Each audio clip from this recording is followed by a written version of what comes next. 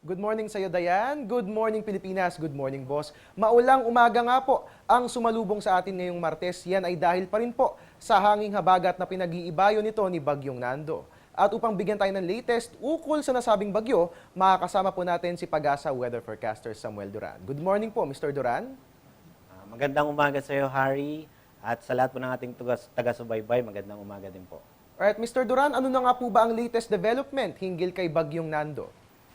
As of 6 a.m., si Bagyo Nando po ay nasa 210 kilometers east po ng Apari, Cagayan.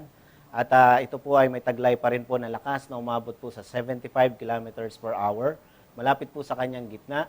At pagbugso po ng hangin na umabot po sa 90 kilometers per hour.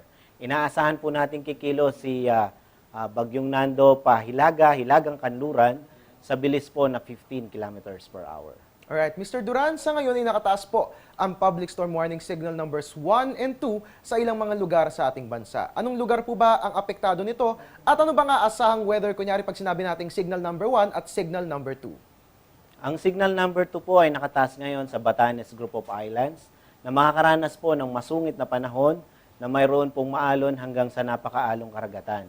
Ang signal number 1 naman po ay nakataas po dito sa may Cagayan. Kasama na po ang Babuyan at Calayan Group of Islands, pati na rin po ang Apayao at ang Isabela po ay makakaranas po ng mga maulan hanggang sa mayroon pong mga pagbugso ng hangin na mayroon pong moderate to rough na karagatan. Alright, Mr. Duran, meron po ba tayong nakikitang chance na magtataas tayo ng public storm warning signal number 3? So base po sa hangin ngayon ni Nando, ay mababa pa po yung tsansa na magkaroon tayo ng signal number 3. So if eventually na kung lalakas siya at maging isang typhoon, maaari po magkaroon tayong signal number 3. Alright, so that which leads me to my next question, Mr. Duran. May posibilidad po ba na lumakas itong si Bagyong Nando bilang isang typhoon?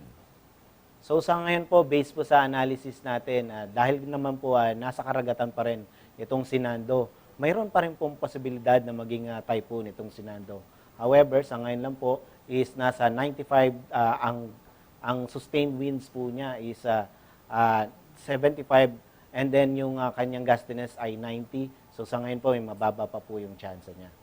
Alright, mga kababayan, atin pong narinig si Pag-asa Weather Forecaster Samuel Duran, hindi po natin inaalis yung tsansa o yung probability na ito'y maging isang typhoon kung kaya't continuous monitoring ang dapat nating gawin sa ating panahon. Mr. Duran, may posibilidad po ba na maglandfall itong si Bagyong Nando? And if yes, saan po ito tatama at makaaapekto? So based po sa pinapakita niyang track ngayon, inaasahan lang po natin na lalapit siya dito po sa may Batanes Group of Islands.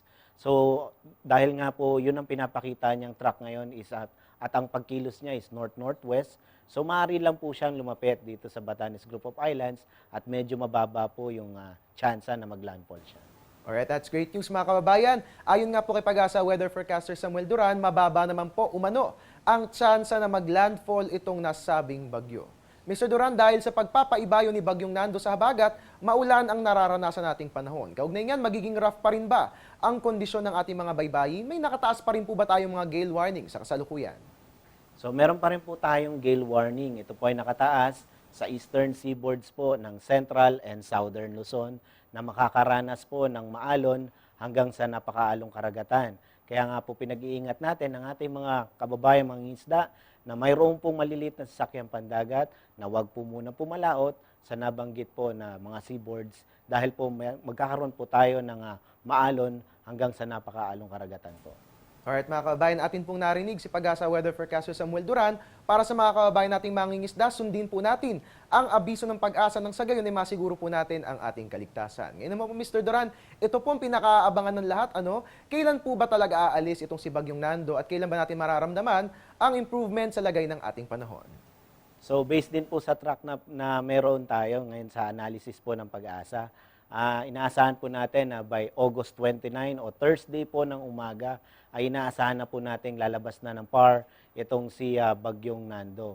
However, kahit po lumabas na ito ng PAR, itong si Nando, inaasahan pa rin natin yung enhancement ng southwest monsoon na maaari pa rin po magbigay ng mga paulan dito po sa western sections po ng northern and central Luzon at dito naman po sa Metro Manila and the rest of Southern Luzon, eventually po, paglabas po ni Nando, ay gaganda na po yung panahon natin. Alright mga kababayan, narinig po natin si Pag-asa Weather Forecaster Samuel Duran. Inaasahang sa Huwebes nga po ay tuluyan na makalalabas ng ating bansa itong si Bagyong Nando. Maraming salamat po Mr. Duran. Last few reminders para sa ating mga kababayang makararanas ng maulang panahon ngayong araw na ito.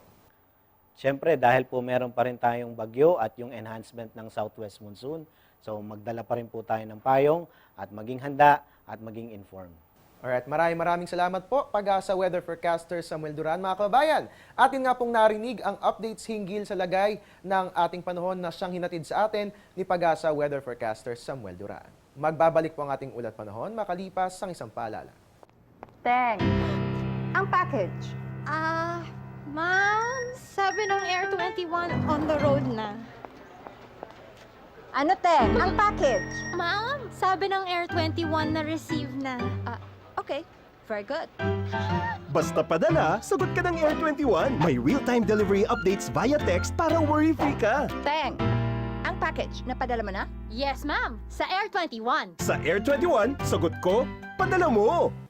At iyan po muna ang latest mula rito sa Pag-asa DOST. At mga kababayan, dahil magiging maulan ang ating panahon, hindi po kami magsasawang magpaalala na dalhin po natin palagi ang ating mga payong. Ako po inyong weatherman, mula noong umaraw man, I'm the man. I'm your weatherman, Harry Bayona, na nagpapaalalang tiwala lang. May tamang panahon ang bawat pagkakataon. Ngayon naman balikan natin ang ating Good Morning Boss Barkada. Diyan po yan sa studio.